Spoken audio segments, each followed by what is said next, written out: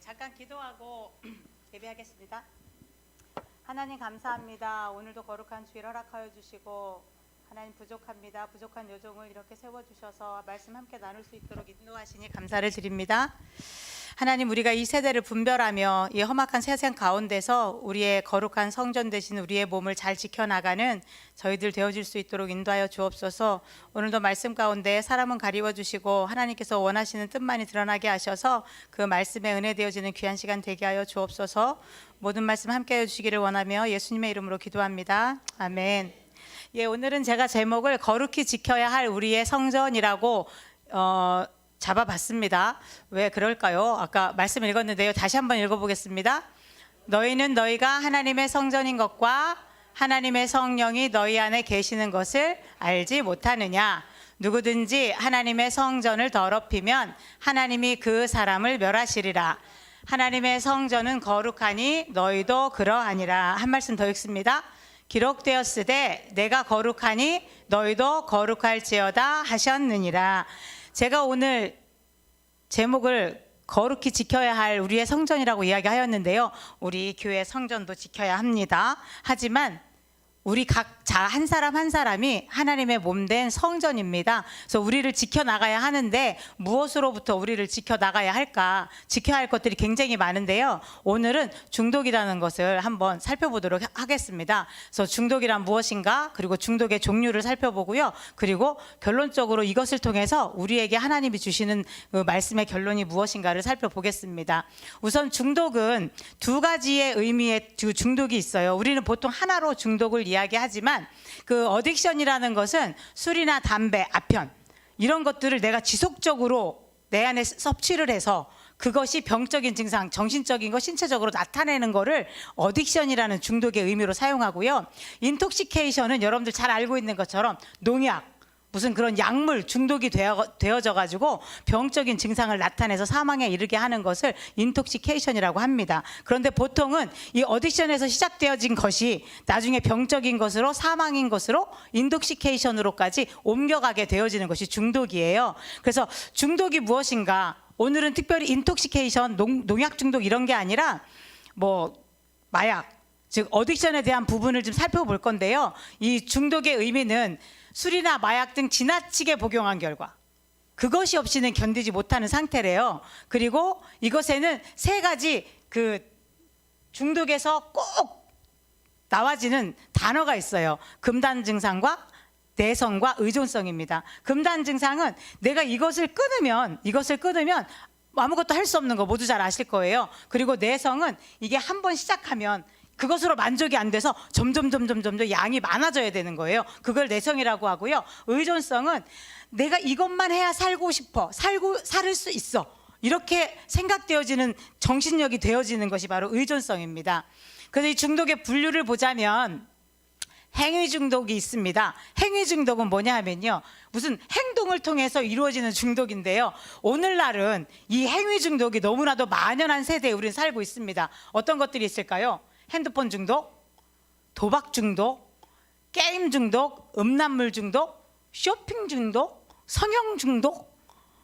이 행위에 대한 중독의 시대를 우리는 살고 있거든요. 어떻게 보면 저희 교회 안에서는 이 물질 중독보다는 행위 중독이 더 많을 수도 있지 않을까. 제가 과거에 핸드폰 처음 나왔을 때 다들 아시죠? 애니팡이라는 게임을 제가 처음 핸드폰 가지고 했던 게임인데요. 어느 날 잘라고 눈을 감았는데 애니팡에 나오는 동물이 뚝뚝 떨어지는 거예요.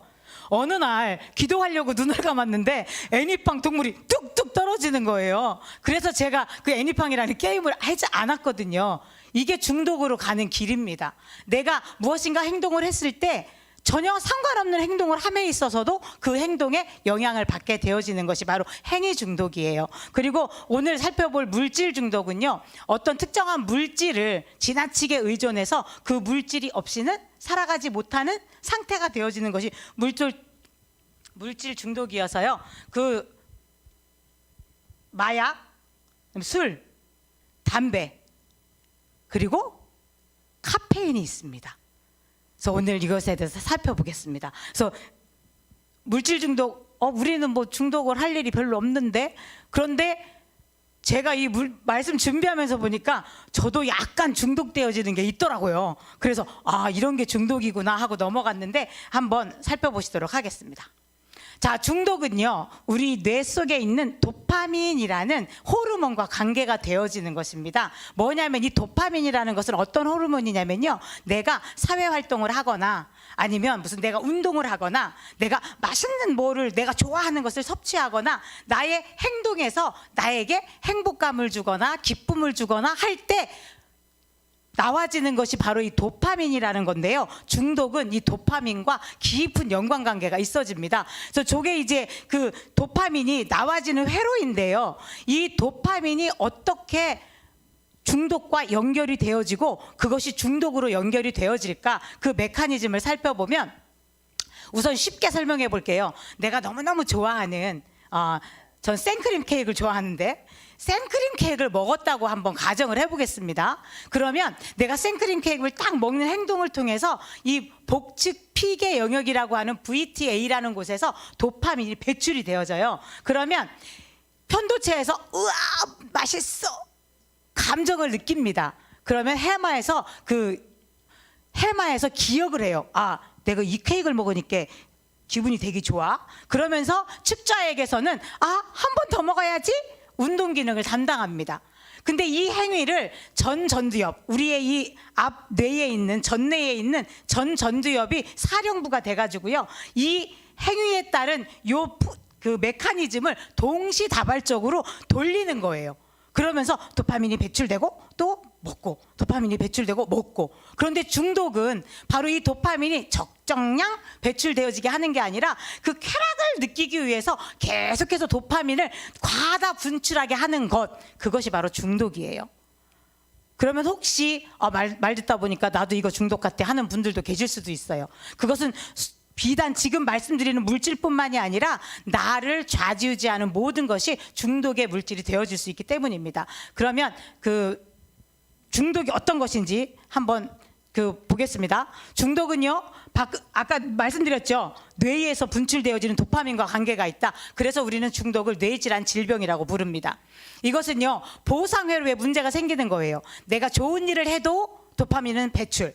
그 다음에 내가 즐거운 일을 해도 배출. 내가 의미 있는 일을 해도 배출. 그런데 내가 나의 좋은 감정을 위해서 내 몸에 집어 넣는 것으로도 도파민은 배출이 되어져요. 그런데 이게 과하게 분비되면 보상회로가 고장나는 겁니다. 그래서 중독의 핵심 물질은 도파민. 그리고 이것이 어떤 것에 중독되면 이 쾌락 호르몬이 너무 많이 되어져서 내가 통제할 수 없는 것, 그것이 바로 중독입니다. 자, 동영상 하나 보실게요. 아이고, 죄송합니다.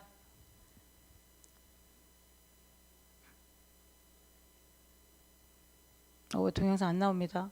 왜 안 나오지? 동영상 플레이 좀 한번 해보겠어요?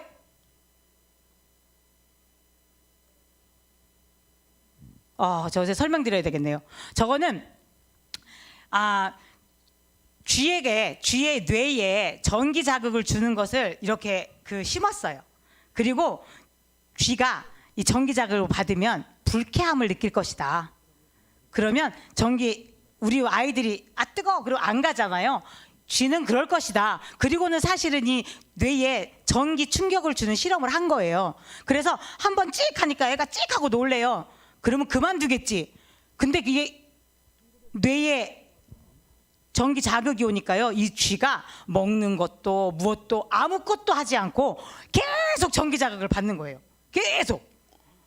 그러다 결국은 12시간 뒤에는 얘가 탈수 현상으로 죽은 거예요. 그 실험에 참가했던 모든 쥐들이 다 이것만 누르다가 죽은 거예요. 그래서 소리가 저기서 안 나나 봐요.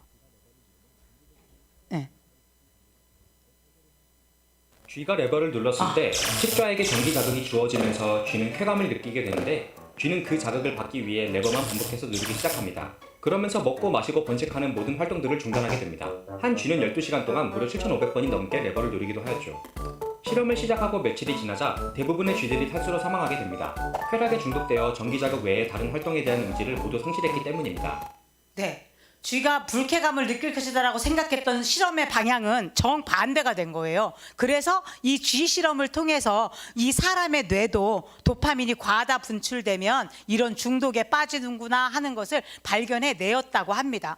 바로 이게 중독인데요. 오늘날은 너무나도 많은 중독의 시대를 우리가 살고 있어요. 그래서 우리가 예수 안에서 살아가고 있지만 그럼에도 불구하고 하나님이 기뻐하시지 않는 것들이 간혹 우리 가운데 존재해서 그것 때문에 하나님을 멀어지게 되어지기도 하고요. 사랑과의 관계가 깨어지는 것들도 볼 수가 있습니다. 그래서 우리는 중독이라는 것으로부터 우리 몸을 지켜야 합니다. 왜냐하면 하나님이 늘 말씀하시기 때문이에요. 너는 나의 거룩한 성전이야.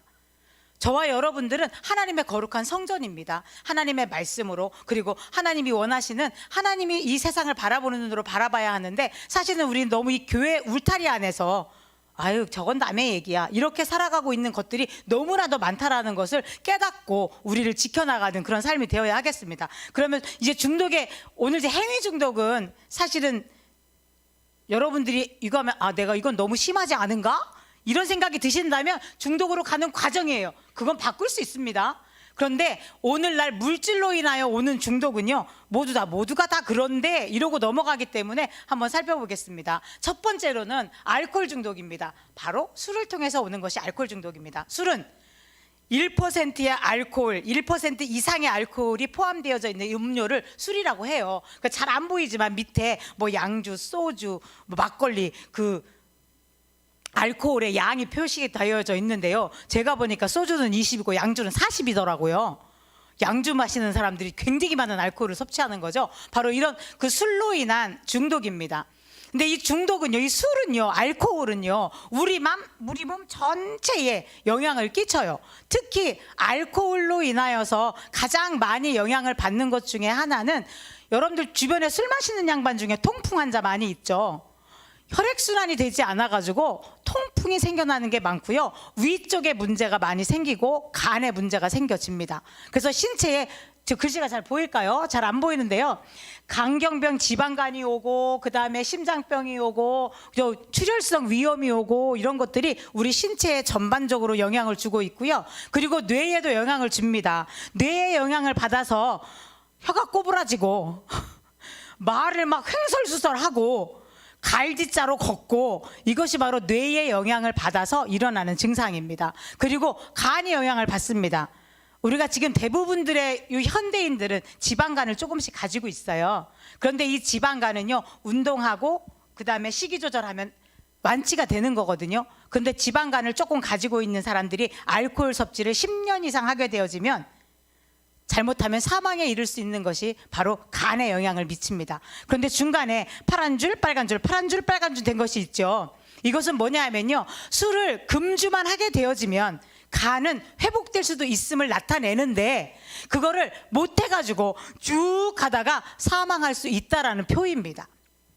그리고 이 알코올 중독은 우리 가정에 미치는 영향들이 있어요. 어떤 영향이 있나요? 식구들이 아우 난 진짜 우리 남편 술 먹는 거 싫어, 이것이 우리 가정에 느껴지는 문제예요. 그리고 본인은 술로 인해서 여러 가지 질병이 오는 문제를 겪기도 하고요. 그리고 사회적인 문제를 일으키기도 합니다. 사람과의 관계들이 깨어지기 때문에 사회적인 문제가 일으키기도 하고요. 특별히 사회적으로 어떤 문제를 일으키냐면요, 술 마시는 사람은 안 마시는 사람보다요 근무 태만율이 훨씬 높답니다. 그리고 제대로 제 시간에 출근하지 못하고 하는 일들이 벌어진대요. 그리고 무엇보다 술로 인한 음주운전으로 인하여서 나타나는 교통 사망 사고가 많다라는 사실입니다. 이것이 술이 우리 가운데 일으키고 있는 중독의 모양입니다. 그렇다면 두 번째는 니코틴 중독인데요. 니코틴은 담배 중독이지요. 담배. 이 담배는요, 우선은 첫 번째는 직접 흡연인데요. 직접 흡연은 내가 연초를 빠는 거예요. 불에 태워서. 그런데 불에 태워서 연초를 하게 되어질 때 4,700종의 화학물질이 나온대요. 그리고 그 중에 81가지는 발암물질이랍니다. 근데 이 담배에는요, 가장 귀중한 아주 유해스러운, 정말 이거는 도저히 우리가 그냥 놔둘 수 없는 것들이 3가지가 있어요. 그게 뭐냐 하면 타르와 일산화탄소, 니코틴입니다. 이 타르는 우리가 이게 담배찐이라고 하는 거 있잖아요. 끈적끈적하고 담배 피는 사람들 집에 가면은 벽도 누렇게 변하고 이도 누렇게 변하는 그게 바로 타르이고요. 그다음에 일산화탄소는 잘 아시는 것처럼 그 연탄가스 중독, 배기가스에서 나오는 건데 일산화탄소는요 노화, 금노화를 일으키는 중요한 그 요소이기도 하고요. 그리고 이제 마지막으로 가장 중요한 왜 담배 중독을 니코틴 중독이라고 할까? 니코틴은요 우리 이 뇌에는요 BBB라는 게 있대요. BBB. 이 우리 뇌에 나쁜 것이 침투하지 못하게 보호하고 있는 보호막이 있는데요. 니코틴은 내가 한번 후 하고 빨면요 7초 만에 이 뇌 장벽을 뚫고 뇌에까지 들어간답니다. 그래서 중독을 일으키는 가장 그 독한 물질이기 때문에 담배를 니코틴 중독이라고 부른다고 해도 과언이 아니에요. 그 이외에 여러 가지 물질들이 담배에 있는데 그 물질에 발암 물질이 포함되어 있다는 사실은 암을 겪을 수도 있다는 것과 같습니다. 그리고 직접 흡연만 문제가 있을까요? 아닙니다. 간접 흡연이라는 게 있는데요. 혹시 여러분들 가운데 이렇게 지나가다가 담배 피는 사람들 옆을 지나가다가 아우, 냄새 이런 것들을 느껴지실 때가 있으시죠? 저희 같은 경우도 15층 아저씨가 담배를 피시나 봐요. 새벽에 새벽기도 끝나고 나면 그 아저씨가 꼭 밑에서 담배를 피고 올라가신 엘리베이터를 저희가 타요. 그리고 그 엘리베이터 안에서 냄새가 납니다. 그런데요 그게 모르고 지나가는 거하고 아우 기분 나빠 라고 하는 거고 어떤 차이가 있냐면 내가 기분 나빠지는 증상이 생겼을 때는 내가 그 담배 연기에 영향을 받았다라는 뜻이래요. 그래서 실제로 직접 흡연하는 사람의 폐암률과 간접 흡연자의 폐암률이 뭐 많이 차이는 나지만 간접 흡연으로 인한 폐암 환자도 많이 있어요. 그래서 보통 직접 흡연과 간접 흡연 한 사람들의 이 폐암률을 더하면 80에서 90% 정도의 폐암 환자가 다 담배로 인하여서 폐암이 옵니다. 그리고 세 번째로는 요즘에 가장 그 문제시 되어지고 또 조심하고 있는 것들 중에 하나가 뭐냐면 3차 흡연입니다. 3차 흡연은 뭐냐면요. 담배 연기랑 아무 상관이 없어. 그리고 요즘에 이제 젊은 아빠들이 아이들 지킨다고 집에서 절대로 담배 안 핍니다. 밖에 나가서 담배 피고요. 입 각을 하고 손 씻고 이러고 와요. 그런데요. 그런 부모 밑에 있는 아기들 머리카락을 조사했더니요. 이 머리카락에서 담배 한 개비 분량의 그 니코틴 양이 검출되었다고 합니다. 결국은 담배 주변에 있는 건 어떠한 것으로도 우리를 지켜내기가 어렵다라는 거죠. 그렇다면 담배는 나만 죽이는 것이 아니라 다른 사람, 가족, 아니면 심지어 내 옆에 같이 그 아파트에서 살아가고 있는 사람들한테도 영향을 주고 있는 것이어서 어떤 사람은 소리 없는 살인마라고 담배를 부르기도 해요. 그래서 이 담배가 어떤 영향을 줄까요? 제일 먼저 담배로 인하여서 우리가 건강에 어떤 피해를 주나 하고 봤을 때 제일 먼저 그 생각할 수 있는 게 뭐냐면요. 수명이 단축되어진다라고 합니다. 그러면 이런 얘기하면 꼭 중간에 그런 얘기 하시는 분 있어요. 아우 네요 요번에요 우리 저기 담배 피우시는데요 90 몇 살까지 살았어요. 이렇게 말씀하시는 분 꼭 계십니다. 물론 있습니다. 담배 피셔도 올해까지 장수하시는 분들 계셔요. 그런데 대부분 평균적인 것은 평균 수명이 줄어든답니다. 그래서 담배 한 개비 분량에 내 6, 7분 정도의 수명이 단축된대요. 혹시 주변에 담배 피시는 분들이 있으면 담배 필 때마다 이러고 쳐다보고 얘기하세요. 너 6, 7분 덜 살아. 6, 7분 덜 살아. 그런데 보통 술과 담배는 사실은 우리 교회 안에 있는 사람들이기 때문에 이 술과 담배의 문제는 사실은 많지 않은 것이 사실이에요. 그럼에도 불구하고 우리가 흡연자의 몸이 어떠할까요? 와우! 머리끝부터 발끝까지 담배의 영향을 받지 않는 구석이 없습니다. 그래서 그 영향을 받는다라는 이야기는 그 영향을 받는 부분에 질병이 생겨날 수 있고 그 질병으로 인해서 사망에도 이를 수 있는 것이 바로 담배인데요. 특별히 가운데에 좀 여러 줄 써 있는 폐암 부분이 우리들에게 경각심을 주고 있는 부분이에요. 그 담배 이렇게 가서 보면 담배값에 그 담배 광고 그거 해야 된대요. 폐암 환자들의 폐와 후두암에 걸린 환자들의 목구멍이 담배값 속에 붙어 있는 걸 봅니다. 그걸 볼 때마다 저걸 봐가면서도 담배를 사 이런 생각을 하거든요. 그런데 그걸 끊지 못하는 이유는 바로 중독이에요. 그런데 오늘날 이 중독이 우리 주변에도 있고 여러 가지로 있죠. 물론 저희가 전자담배는 뺐는데 그렇다면 전자담배는 안전한가요? 아닙니다. 똑같습니다. 전자담배는 모양만 다르고 형식만 다를 뿐이지 그 안에 포함되어진 화학물질이 똑같다고 해요. 오히려 전자담배는 내가 몇 개비를 피는지 모른대요. 그 양에 있는 양 그거 가지고 피기 때문에 담배는 내가 오늘 한 가지 폈어, 두 가지 폈어가 되는데 담배는 그 전자담배는 안 돼서 오히려 더 많이 피는 영향을 준다라고 합니다. 그리고 담배와 외모를 살펴보면요, 저 반쪽인데요. 이쪽 제가 보기에 왼쪽, 여러분들이 보기에 왼쪽, 저도 봐도 왼쪽이네요. 그리고 왼쪽은 담배 안 피는 사람인데요. 오른쪽이 담배 핀 사람이에요. 그런데 어떻게 영향을 주냐면요, 담배 피면 머리카락이 일단 부석부석해져요. 그리고 탈모가 온답니다. 그리고 피부도 이 담배를 피므로 인해서 이 혈액순환이 안 돼가지고요, 피부에도 건조해지고 부석부석해지고, 그리고 주름진 콜라겐이 빠지기 때문에 콜라겐이 생성이 안 된대요. 그래서 콜라겐이 생성이 안 돼서 이 주름짐이 더 깊어지고 이렇게 되어지고요. 무엇보다 구강에 문제가 생겨납니다.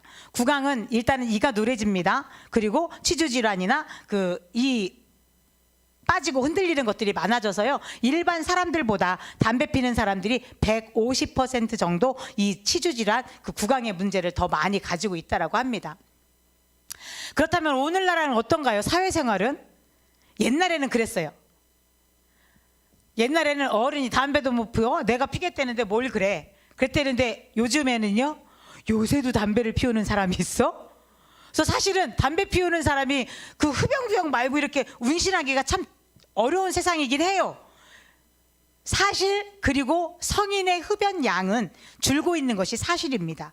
그런데 문제는요, 우리가 경각심을 가져야 될 것이 처음 담배 피는 연령이 점점 내려가고 있고요. 청소년들의 흡연율이 세계 최고로 높다라고 합니다. 우리나라가. 그래서 우리 주변에 지금 우리의 자녀는 아니라 할지라도 주변에 손주들 다 계시잖아요. 우리의 손주들을 잘 보셔야 합니다. 내가 담배를 피고 싶어서 피는 게 아니라 선배들의 강요에 의해서도 피고 있고요. 그런데 이 담배라는 게 한두 번 피게 되어지면 그거를 그냥 끊을 수가 없게 되어지는 것, 그게 중독이에요. 그래서 중독은 우리 몸을 해칩니다. 즉 우리 거룩한 몸을 거룩지 못하도록 이끄는 것 중에 하나도 담배입니다. 그런데 개중엔 이런 사람도 있어요. 야, 내가 담배를 피면 스트레스가 풀려. 나 스트레스 풀라고 담배 펴. 이렇게 말하는 사람이 있어요. 그런데요, 이 담배를 피우게 되면 신경 흥분제, 이 니코틴은요 신경 흥분제예요. 그래서 신경이 흥분되면서 뭐가 나오냐면 스트레스 호르몬이 분비가 되어집니다. 그 담배 피면서 스트레스 푼다는 사람, 그 거짓말이에요. 자기 만족인 거죠. 오히려 스트레스가 더 가중되어진다라고 합니다. 그래서 스트레스 해소하려고 담배 피는 사람, 그거는 그냥 자기 자신을 그냥 스트레스 빵빵하게 해가지고 해치고자 하는 사람과 같은 사람입니다. 그래서 제가 이제 이 표 이렇게 해놓은 게 뭐냐면요, 물질 중독의 중독성과 위험성을 나타낸 건데요. 즉 한쪽은 위험성, 한쪽은 의존성이에요. 그런데 맨 위에 있는 거 있죠. 맨 위에 있는 게 뭐냐면 니코틴입니다. 니코틴하고 그 다음에 이제 중간에 걸쳐 있는 거, 옆쪽으로 중간에 걸쳐 있는 것이 알코올이에요. 알코올과 니코틴이 물질 가운데, 저게 이제 향정신성 의약품, 아까 조금 이따 이제 말씀드릴 건데요. 마약 중에 그 의약품에 포함되어지는 향정신성 의약품 표인데 그 중에 니코틴과 알코올 그리고 카페인이 들어가거든요. 근데 제일 낮은 것이 사실은 카페인입니다. 그런데 니코틴과 알코올은요, 그 위험성이나 중독성에 있어서 무시할 수 없는 결과를 가지고 옵니다. 그렇기 때문에 저것을 우리가 대하게 되어지는 경우에 중독을 면할 수가 없다라는 이야기이죠. 자, 그렇다면 오늘날 절대로 아닐 거라고 생각했던, 보시겠습니다. 카페인이 중독이 된다고? 중독될까요? 됩니다. 그래서 식약처에서, 우리나라는요 식약처에서 이 카페인을요 하루에 일일 권장량을 정해놓고 있어요. 이게 아무런 문제가 없다면 굳이 식약처에서 귀찮게 저걸 왜 할까요? 그런데 그 권장량을 정해줬어요. 성인은 하루에 카페인을 400mg 정도까지는 괜찮다. 그 다음에 청소년 아이들은 몸무게 1kg당 2.5mg으로 제한한다. 이렇게 해가지고 이 권장량을 뒀어요. 그런데 왜 애들은 저렇게 했을까요? 애들은요 덜 성장해서 그래요. 애들은요, 남자아이들 같은 경우는요, 이 뇌가 30살까지 자란답니다. 여자아이들은 25살까지 자란대요. 그런데 몸 내장 기관은 25살까지 성장을 한다라고 합니다. 그렇기 때문에 청소년들에게는 저거를 제한하는 거예요. 그러면 어떤 것이 카페인에 어떤 것이 들어있는지, 어디에 카페인이 들어있는지 보시겠습니다. 카페인이란 무엇일까요? 카페인은요, 커피콩, 차, 잎, 열매 이런 것들에 포함되어져 있는 식품을 만드는 원료입니다. 그런데 요즘에 청소년들이 많이 먹고 있는 탄산음료, 초콜릿 이런 것들에 카페인이 많이 들어있어요. 그래서 이것은 중추신경제 자극제로 중추신경계와 신진대사를 자극해서 사실 피로를 줄이고 정신을 각성하기도 합니다. 그래서 우리 피곤할 때 커피 마시잖아요. 자, 그러면 제가 저기 좋아하는 커피콩빵이 있더라고요. 그리고 저 좋아하는 사탕입니다. 코피코. 여기에 다 카페인이 들어있어요. 우리가 그냥 무심코 지나가는 것들 가운데 다 카페인이 들어있습니다. 그러면 카페인의 양은 어떠할까? 자, 카페인 함유량을 보면요, 두통량에 50mg 정도가 있어요. 그래서 저희 두통량 하루 병원에서 처방해주면 보통 하루에 4알 정도 드십시오 하잖아요. 그건 200mg이거든요. 왜 그러냐면 이 200mg 정도가 왜 그러는지가 이때 뒤에 나옵니다. 그리고 콜라에도 들어있고 차에도 들어있고 녹차에도 들어있고 너무 많아요. 그리고 특별히 아까 앞에 그림에서 봤을지 모르시겠지만 요즘에 에너지 음료라는 게 있습니다. 아마 드셔보신 분도 계시고 청년들도 많이 먹고 있고 청소년들이 많이 먹는데, 이 에너지 음료에는요, 한 캔당 80mg이 들어있어요. 그러니까 그것을 시험 때라고 해서 아이들이 아침 먹고 점심 먹고 저녁 먹고 밤중에 공부하다 먹으면 청소년들이 카페인에 중독이 안 될 수가 없는 거예요. 그래서 실제로 어떤 멕시코에서는 이 몬스터 음료를 먹은 아이가 쓰러졌어요. 병원에 이송했는데 죽었습니다. 이유가 카페인 중독. 그리고 대학생들이 카페에 가가지고 고카페인 레모네이드를 먹었습니다. 정신을 잃었어요. 병원에 후송 사망했습니다. 원인은 카페인 중독. 제가 아까 여쭤본다고 했다가 안 여쭤봐가지고 우리 박준희 권사님께 여쭤본다고 했다가 안 여쭤봐가지고 죄송한데, 저 자양강장제에 30mg의 카페인이 들어있거든요. 자양강장제는 뭐를 말합니까? 영진구론산, 바카스 이런 거 말하거든요. 아이들에게 절대 주시면 안 됩니다. 우리 아이들이요, 그 카페인 양이 부담이 되는 양이에요. 그래서 어쨌거나 이 카페인 양이 이렇게 들어있다라는 생각하시면서 조심해야 되겠구나 이런 생각을 해야 하고요. 그리고 어르신들이 많이 먹는 커피입니다. 저 노란색 커피 너무 좋아합니다. 이 노란색 커피 믹스에는 보통 평균적으로 60에서 70mg 정도에 들어있대요.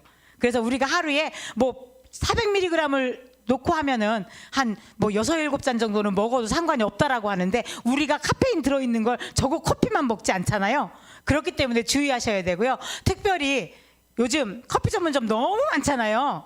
커피 전문점에서 팔고 있는 것 중에 가장 많은 카페인이 들어있는 것이 바로 아메리카노라고 합니다. 그래서 아메리카노는 약 120에서 150 정도가 들어있고요. 그래서 심한 경우엔 180까지 들어있기 때문에 저거를 2잔 먹으면 하루 적정량이 되는 거예요. 그러니까 2잔 넘겨 드시는 분 계시면 그러지 마세요. 그리고 핸드드립이 약간 거름쪽이 때문에 그럴까요? 잘 모르겠는데 핸드드립이 일반 매장에서 쭉 내리는 커피보다는 조금 카페인 양이 적다라고 이야기합니다. 그래서 우리가 커피를 마실 때도 조심해야 하고요. 특별히 아까 알코올 이야기 드렸잖아요. 이 카페인은 무슨 작용을 하는 게 있냐면요, 알코올을 분해하기도 해요. 그래서 술 먹은 사람이 술 깬다고 카페인을 먹습니다. 커피를. 그런데 우리는 좋을 것 같은데요, 우리 신체에는 그게 알코올만 분해하는 게 아니라 이 커피가 들어감으로 인해서 이 나쁜 반작용이 일어난대요. 그래서 술 마시고 커피 마시면 최악이랍니다. 조심하셔야겠습니다. 물론 이 가운데는 없으니까요. 알려주세요, 주변에 있는 사람. 자, 그렇다면 카페인이 다 나쁘기만 하냐? 아닙니다. 카페인이 우리 몸에 좋은 영향이 있어요. 자, 빨간 글씨가 있죠. 일정량에 한해서 우울증도 감소가 된다고 하고요. 일정량에 한해서 우리를 각성시켜서 집중력을 높여줍니다. 그리고 일정량에 향해서는 체중 감소 효과도 있대요. 이 일정량이 어떤 양을 말하냐면 아까 제가 말씀드렸는데 하루 권고량은 400mg이지만 우리 몸에 좋은 영향력으로 이겨낼 수 있는 양은 200mg이라고 합니다. 그러니까 권장량의 반 정도이죠. 근데 그 정도만 섭취하면 좋은 영향력을 받을 수 있는데 사실은 저도 따져보니까 많더라고요. 제가 커피만 먹으면 커피 믹스 하루에 5잔 먹으면 되는데 커피도 먹지, 사탕도 먹지, 누가 주는 초콜릿도 먹지, 우유도 먹거든요. 그리고 또 유난히 사탕도 커피 사탕 좋아해, 우유도 커피 우유 좋아해. 이게 남의 문제가 아니더라고요. 그래서 그게 우리가 조절하고 이길 수 있으면 그게 좋은 영향력으로 우리한테 끝나겠지만 그게 과해지면 나쁜 영향력이 생겨집니다. 우선은 우리가 우울증세가 있는 사람들은요, 카페인이 과다가 되어지면 우울증이 악화가 되어져서 두통을 일으키게 되어집니다. 그리고 혹시 커피 마시면 가슴이 두근거려서 안 마셔요 하시는 분들 계시잖아요. 그분들은 커피 마시면 안 되는 거래요. 그게 민감하신 분이어서 커피에 카페인에 반응하는 분이시라 그분들은 되도록이면 드시지 않는 게 좋아요. 내가 나 커피 마시면 가슴이 두근두근 하는데 오늘은 왠지 먹고 싶네. 그리고 드시는 분 계셔요, 실제로. 근데 물론 이제 어쩌다가 한두 잔은 괜찮겠지만 카페인을 내가 섭취하게 되면 심장이 두근거리는 분들이 있으시는 분은 드시지 않는 게 좋아요. 왜냐하면 이 과다할 때 나오는 영양 중에 심박 증가가 있는데 그냥 반은 과다해서 심박이 증가하는 게 아니라 카페인 적은 양으로도 증가하는 사람이기 때문에 안 드시는 게 좋다는 이야기입니다. 그리고요, 심한 경우에 신장과 부신에 부담을 줘서 사망에도 이르게 할 수 있는 것이 카페인입니다. 우리 금방 말씀드렸던 것처럼 아이가 몬스터 음료를 먹었어. 그리고 젊은 20대 대학생이 고함량의 레모네이드를 먹었어. 그게 신장에 무리가 되어져서 벌어진 사건이에요. 그래서 제가 얼마 전에 이제 어느 곳에 신방을 갔다가 다 같이 신방 끝나고 바카스를 먹었습니다. 그런데 그때 이제 우리 같이 있던 우리 아이가 하나 먹었는데 그 아이가 하루 이틀 소변을 잘 보지 못하는 그런 일이 있었대요. 제가 하나님께 얼마나 회개했는지 모릅니다. 제가 이걸 배웠고 그걸 알고 있는데 걔가 그걸 먹는다고 하는데 그걸 말렸어야 되는데 말리지 못한 거예요. 가지고 제가 그 이야기를 듣고요, 회개했어요. 하나님, 잘못했습니다. 제가 배우고도 적용하지 못했고 배우고도 말리지 못해서 그나마 그 아이가 아무 일 없으니 감사한데 제가 그 아이한테 너무 미안합니다 하고 회개했어요.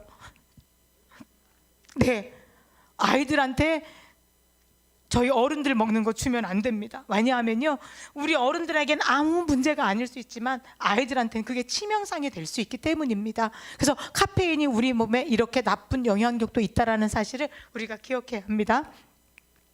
그렇다면 이제 마지막으로 살펴볼 부분이 마약 부분인데요. 오늘날 우리나라는 마약 때문에 몸살을 앓고 있습니다. 그래서 이 마약에 관한 부분들이요, 이건 남의 얘기야. 아닙니다. 남의 얘기가 아닙니다. 오늘날의 우리나라의 청소년들이 마약으로 죽어가고 있고 마약 때문에 자기의 삶을 올바로 살지 못하는 경우가 많아요. 그렇다면 그들이 그 마약을 이길 수 있는 방법은 하나님 한 분밖에 없는데 그들이 하나님을 알지 못해요. 마약으로 인해서 하나님과 멀어지고 그리고 자기의 몸이 얼마나 소중한지를 알지 못하기 때문입니다. 그래서 이 마약류는요, 모두 3가지가 있습니다. 마약이 있고요, 향정신성 의약품이 있고요, 그리고 대마가 있습니다. 이 마약은 여러분들 잘 알고 있는 것처럼 양귀비, 코카인, 헤로인 이런 것들이 마약에 해당되어져서 이건 다 불법입니다. 그리고 향정신성 의약품이 있는데요, 이것은 의약품의 원료로 사용되어지는 마약류예요. 그래서 향정신성 의약품으로 분류를 합니다. 그리고 대마가 있습니다. 대마는 대마초, 대마잎 아시죠? 그 대마에 관련된 모든 것들이 마약입니다. 그렇다면 이 향정신성 의약품은 그래도 이 가운데 우리가 합법적으로 할 수 있는 것들이 있는데 의약품의 형태로 우리가 할 수 있는 거죠. 자, 그래서 마약은 다 불법이냐? 아닙니다. 불법 마약이 있고 그리고 합법 마약이 있습니다. 불법 마약은 의사의 처방이 없이 그리고 혹시 인터넷에서 구매하는 거 이런 것들 모두가 다 불법입니다. 그런데 합법마약은요, 몸의 병을 치료할 목적으로 만든 것, 즉 의약품으로 사용하기 위해서 만든 것이 있어요. 즉 그래서 이 의약품은요, 전문약과 일반약으로 구분하는데, 일반약은 우리가 슈퍼나 뭐 약국에서 그냥 살 수 있는 건데요, 전문약은 반드시 의사의 처방이 있어야 되는 것입니다. 왜냐하면 이게 마약성 진통제나 진정제 등이 여기 들어가기 때문입니다. 그래서 마약이라고 해서 전부 다 불법은 아니에요. 합법적인 것도 있다라는 사실입니다. 그런데 이 마약이 위험한 이유가 바로 중독성이에요. 아까 니코틴 말씀드렸죠. 훅 하고 벌어지는 순간 7초 만에 이 뇌 장벽을 뚫고 뇌를 마비시키고 중독시킨다고요. 바로 이 중독성인데요. 이 중독성이 무엇과 관계 있다고요? 도파민과 관계가 있습니다. 그래서 이게 과도하게 자꾸만 도파민이 분비되어지면 이 뇌 보상 회로가 깨어집니다. 그러면서 자기도 모르게 그거에 대한 갈구를 하게 되어지고 그것에 의존을 하게 되어서 뇌를 전반적으로 손상시키게 되어진다는 사실입니다. 그래서 이 마약은요, 한 번으로 중독되는 것이 마약이에요. 이 속도가 빠르고 이 쾌락 충치를 너무나도 강력하게 작용하기 때문에 한 번이 없습니다. 마약은 한 번이 없어요. 지난번에 저희가 어딘가 갔는데 거기가 마약은 아닌데 마약 비슷한 그 효능을 가지고 있는 것들이 그 나라에선 한대요. 그러니까 어떤 분이 나 저거 해보고 싶어 이러더라고요. 호기심에도 안 되는 것이 마약입니다. 왜냐하면 마약은요, 사용 중단할 때 고통이 굉장히 수반이 되어집니다. 그게 바로 금단 증상이죠. 그리고 처음엔 요만큼 했다면 점점 사용량이 늘어나는 내성이 금방 생겨요. 그리고 나는 마약 없이 못 살겠어, 마약 없이 못 살아, 절만 못 살아, 자꾸 그 마약을 찾게 되어지는 의존성이 생겨져요. 그래서 이것 때문에 온갖 중심이 마약에 있기 때문에 어떤 증상이 발휘가 되냐면 충동적인 범죄 행위를 유발합니다. 이 마약에 의해서 반사회성을 띠게 되어지는 거예요. 마약을 구하려고 도둑질을 하고, 그 다음에 마약에 취해 있어서 내가 내 정신을 가누지 못하기 때문에 다른 사람을 해코지하고, 이런 반사회성을 띠게 되어지는 것이 마약 중독자들입니다.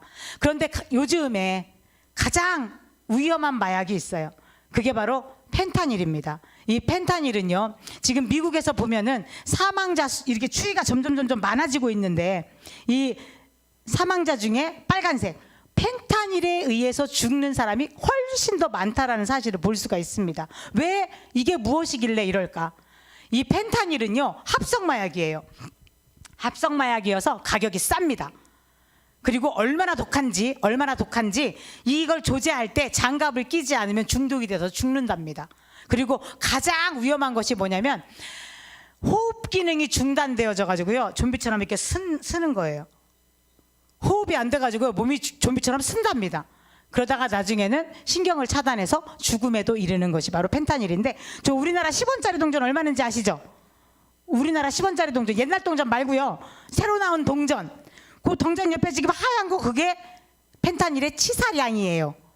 2mg.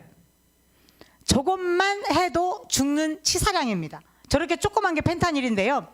원래 펜타닐은 사기 말기 암 환자에게 진통을 없애줄 것으로 만들어진 게 바로 펜타닐이에요. 그래서 보통 그 마약 진통제의 100배의 그 진통 효과가 있다라고 합니다. 그런데 그 진통 효과에 비하여서 너무나도 많은 부작용들이 있어요.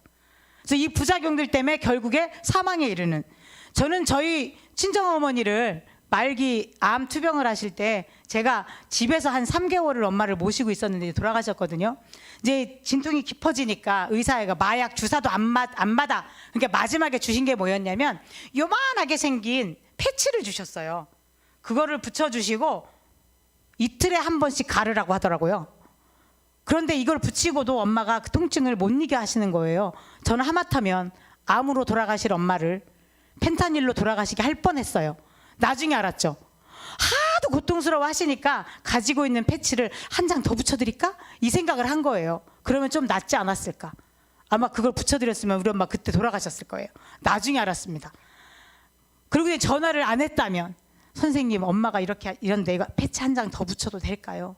안 된다고 하시더라고요. 그래서 그러고 나서 이제 엄마는 하늘나라에 가셨거든요. 그리고 제가 마약 공부를 했습니다. 패치가 있대요. 집에 가서 봤어요. 그전에는 붙여만 드렸지 그게 뭔지 자세히 안 봤거든요. 펜타닐이라고 써 있는 거예요.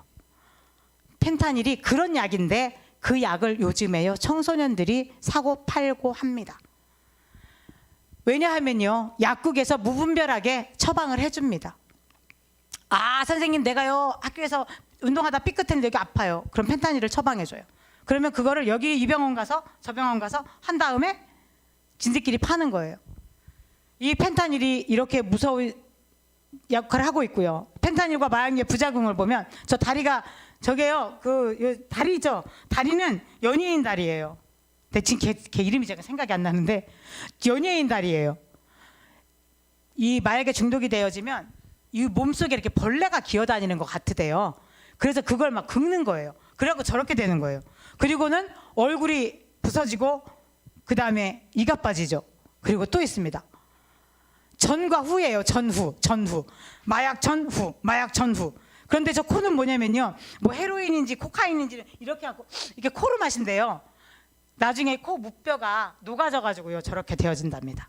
그리고 이는 이 마약을 하다 보면은 이게 이 속에서요. 이렇게 억류에서 올라온대요. 그러면 이 올라온 그 기운에 이가 잇몸이 다 상하고 이가 다 빠지는 그런 부작용이 있다라고 합니다. 자, 실제로 길바닥에 떨어져 있는 1달러짜리를 주웠다가 병원에 옮겨진 여자가 있었어요. 전신마비가 와서. 근데 나중에 보니까 얘가 도대체 길바닥에 떨어진 1달러 주웠는데 왜 그랬어요 했더니 그 1달러 지폐에 마약이 묻어 있었다고 합니다. 실제로 이런 식으로 음료수에 마약을 섞고 그 다음에 사람들이 접촉하는 것에 마약을 발라서 마약을 중독시키고 나타나서 그 사람에게 마약을 팔고 이것이 지금 이 전 세계의 모습입니다. 자, 영상 하나 보실게요. 소리가 또 안 나오네. 굳어 있습니다. 가까이 다가가 그의 상태를 살펴보는데 눈동자만 간신히 움직이죠. 심지어 우유병을 치는데도 아무런 반응이 없습니다. 마약에 중독된 이 남성은 도파민이 가다 분비되어 마치 NPC처럼 온몸이 굳어버린 상태인데요. 특히 마약 중에서 펜타닐에 중독된 사람들은 동공이 비정상적으로 확장되어 눈이 빨갛게 충혈되고 약효가 떨어지면 어마어마한 고통이 몰려온다고 하죠. 여러분, 호기심이라도 마약은 절대 하지 맙시다. 펜타닐의 효과입니다. 그냥 이렇게 그 미국에 가면은요 필라델피아에 그 저 마약 거리가 있어요. 그런데 걔네들 정말 이렇게 다 서 있어요. 마약하다가 호흡이 딱 중단되면 쓰는 거예요. 좀비 마냥. 그리고 일정 시간이 지나면 또 뿌드드드득 일어나가지고 마약 사러 간답니다. 근데 이러한 일들이 오늘날 우리나라의 거리에서 일어나고 있다는 사실입니다. 그 외국 얘기 아니야? 아닙니다. 우리나라 한국에서요, 특별히 수도권에서 경기 지역에서 많은 사람들이 길거리 중간중간에 저러고 있는 사람들을 요즘은 볼 수가 있다라고 합니다. 그 사람들은 자기 몸이 얼마나 거룩한지 모르는 거죠. 자, 그렇다면 우리나라는요, 과거에 마약 청정국이었어요. 한국은 마약 청정국이야. 그런데 지금 마약 청정국 아닙니다. 마약 몇 대, 그래서 심한 경우에 아마 아시아의 허브가 될 거야. 이렇게 이야기하는 나라의 실정이 우리가 한국이 지금 되어 있습니다. 그런데 이 와중에 그래도 대마초는 괜찮잖아. 대마초를 합법화해야지. 이렇게 말하는 세력들이 생겨났어요. 그러니까 찬성하는 쪽과 반대하는 쪽이 이렇게 격렬하게 싸움을 하고 있는 거예요. 그런데 찬성하는 쪽이 찬성하는 이유가 뭐냐면 야, 세계 각국에서도 합법화했더니 별일 없잖아. 이렇게 말한다는 거죠. 아닙니다. 왜 별일이 없을까요? 대마에 이런 효과들이 나타나는데요. 단기적으로 장기적으로 나타나는 효과들이 있습니다. 특별히 정신적인 부분으로 많이 나타나게 되어져요. 그래서 노란 쪽 부분으로 보면 뭐 정신분열증이나 뭐 정신과적인 거 이런 부분들이 단기적으로 장기적으로 나타나고 있습니다. 그럼에도 불구하고 우리나라도 대만 합법화 해줘. 그런데 왜 대마를 합법화하자고 하냐면요, 일반 마약류보다 대마는 조금 중독성이 낮다라고 합니다. 그래서 대마를 합법화하자고 하는 거예요. 그런데 기초용 대마를 그 합법화한 나라들이 1976년에 네덜란드가 아편법을 제정하면서 제일 먼저 대마를 합법화했습니다. 이유가 뭐였냐면 야, 저 센 마약을 하게 하느니 조금 단계가 낮은 대마를 하게 해가지고 조금 그 센 거 하지 못하게 하자. 그런데 아까 제가 마약에 뭐가 있다고 그랬죠? 내성과 의존성이 있다고 했잖아요. 그렇게 해서 이제 합법화 시키니까 네덜란드에는 사람들이 막 유럽 유럽에 있는 합법화 안 한 나라들의 마약상들이 네덜란드로 다 밀려 들어오는 거죠. 그러다 보니 대마만으로 만족이 안 돼. 그러니까 합성 마약을 만들고 다른 마약을 들여오게 되어지면서 또 마약상들 간의 전쟁이 끊이지 않고 사람을 죽이고 살리는 일들이 생겨나게 된 거죠. 그래서 네덜란드는 거의 유럽의 그 마약 허브라고 불려져요. 그래서 이 대마를 합법화한 나라들이 이제 최근에 2023년에 독일이 합법화 시켰어요. 그런데 이 합법화한 나라들의 실상을 보면요, 사망자 수나 투약자 수가요, 대마가 무지 많다라는 걸 볼 수가 있죠. 그런데 이것으로 끝나지는 것이 아니라 이 합법화한 나라들이 청소년의 중독이 늘고 마약 시장만 더 커지는 역사가 일어났다라는 건 사실입니다. 그래서 대마를 합법화한 나라들의 실상을 보면 우리 이제 네덜란드는 아까 말씀드렸죠. 그렇게 해서 마약상들이 완전히 그 나라를 차지하려고, 마약을 차지하려고 싸움이 일어나서 이 네덜란드는 우리는 대마 합법화 정책 실패했다, 자기들 스스로가 그렇게 공인적으로 얘기하고 있는 나라가 바로 네덜란드가 되었어요. 살인의 나라가 된 거예요. 마약과 살인의 나라. 그리고 지금 유럽의 마약 허브. 그리고 우리 가깝게 태국이 마약 합법화를 시켰습니다. 그리고 무슨 일이 벌어졌냐면요, 태국의 아이들이 그 대마 성분이 들어간 과자를 먹고 전체가 한꺼번에 입원을 해서 치료받는 사태가 발생하고요. 그리고 관광객이 대마 차를 마시고 사망하는 사건이 생긴 거예요. 대마를 합법화한다고 해서 그 대마가 그 시장이 원래 했던 것처럼 그 정책이 그렇게 유지될 수 없음을 보여주고 있는 예입니다. 근데 해외에서 마약을 하더라도 국내에서 처벌받을 수가 있습니다. 우리나라는 그 속지주의를 지향합니다. 뭐냐 하면요, 우리나라 국민이라면 우리나라 법에 적용을 받는 거예요. 그래서 외국에서 아까 말씀드렸죠, 태국에 가서 궁금하잖아, 대마가 들어간 차가 어떤지, 궁금하잖아, 대마가 들어간 과자가 어떤 맛인지. 먹었어요. 그리고 와서 한국에 와서 검출이 되어지면요, 처벌받습니다. 그리고 속인주의를 또 지향합니다. 그건 뭐냐 하면요, 너 대마 합법화된 나라에서 온 애야? 근데 너는 우리나라에 왔으니까 우리나라의 법을 적용받아야 돼. 그래서 대마가 합법화된 나라에서 온 외국인이라 할지라도 우리나라에서 마약을 하면 처벌받게 되어져 있습니다. 단순하게 나는 외국인인데 왜 이게 안 된다는 얘기예요. 바로 속인주의와 속지주의의 원칙에 따라서 그런 겁니다. 그래서 로버트 할리가 실제로 마약사범으로 그 처벌을 받은 사람이거든요. 근데 이 사람이 얘기했어요. 내가 마약사범이었습니다. 그런데요, 대마는 입문마약이에요. 대마 시작하면 마약을 끊을 수 없어요. 그래서 합법화는 절대로 안 된다라고 실제로 로버트 할리가 방송에 나와서 얘기한 부분입니다. 이것처럼 약물 오남용은요, 단순 소지 투약만 해도, 만들지 않아도, 팔지 않아도, 단순하게 소지만 하고 있어도 처벌받습니다. 최고 5년 이하의 징역과 또는 5천만 원 이하의 벌금. 그리고 이것을 만들거나 무슨 일로 인해서 큰 사고가 발생하면요, 뭐라 그러죠? 중간에 꺼내주는 거, 가석방 없는 무기징역까지 때릴 수 있는 게 마약사범입니다. 그래서 우리나라가 이렇게 처벌되어지고 있습니다. 그런데 우리는 모두가 다 교회 안에 있는 사람들이기 때문에 우리는 이거하고 무관할 거야. 그런데 오늘날에는 특별히 해외여행을 많이 할 수 있는 환경 가운데 살아가고 있기 때문에 해외여행 가실 때에 그 부분을 잘 살펴주셨으면 좋겠습니다.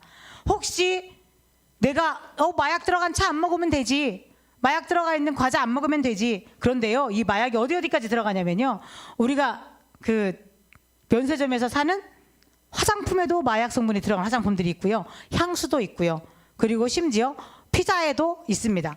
그리고 마약을 구분하는 방법은 아까 제가 잠깐만 되돌려서 보여드리면,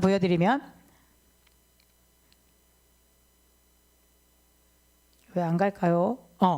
저기 단풍잎처럼 생긴 거 있잖아요.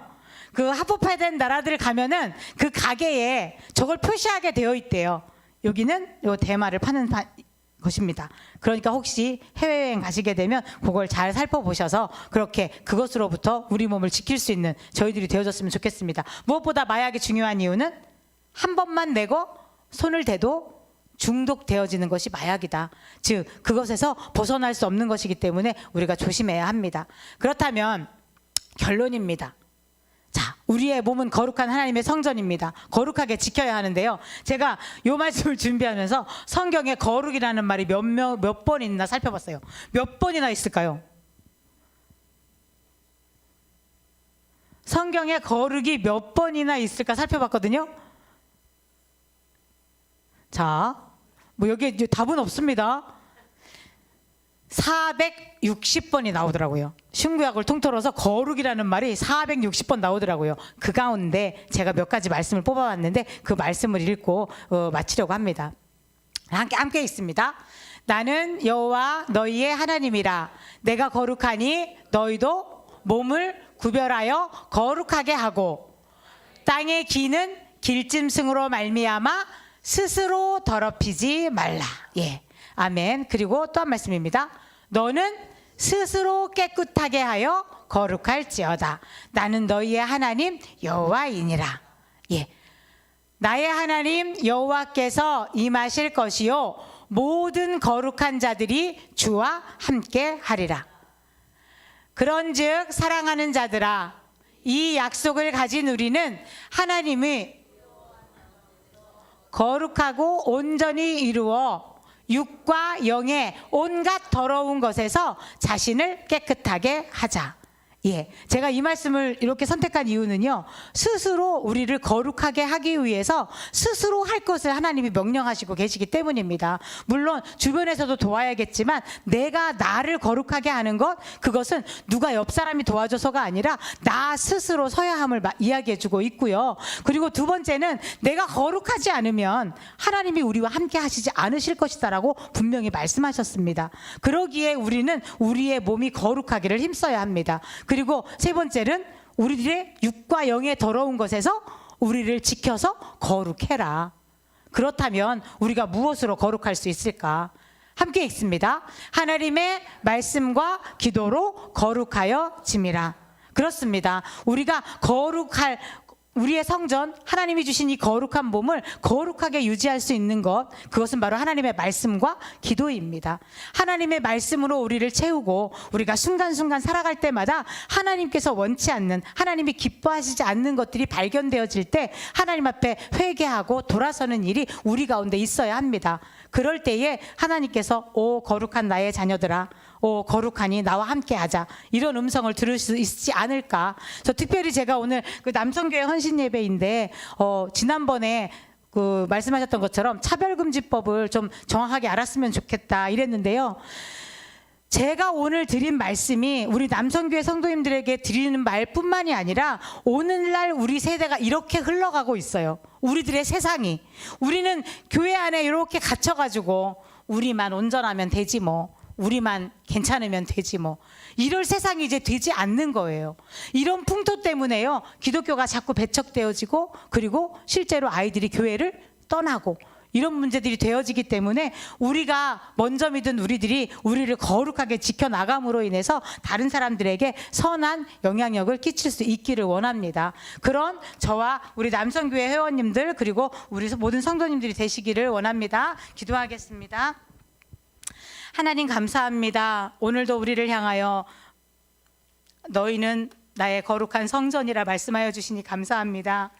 하나님, 우리가 주님의 거룩한 성전임에도 나의 몸을 내 마음대로 사용하였고 내 마음대로 하려고 하였던 모습을 이 시간 회개합니다. 하나님, 우리가 말씀과 기도로 거룩하여져서 내가 거룩하니 너희도 거룩하라고 명령하시는 하나님의 말씀에 날마다 순종하며 살아가기를 원합니다. 또한 무엇보다 우리는 교회 안에 있지만 하나님이 교회 밖에서 이루어지고 있는 이 세대의 모든 풍조들, 우리가 그 풍조들을 따라가지 않고 우리를 거룩하게 지켜나가며 또한 그것들을 볼 때에 우리가 남의 일이라고 치부하지 않게 하시고 그 문제를 붙잡고 기도할 수 있는 저희들 되게 하여 주옵소서.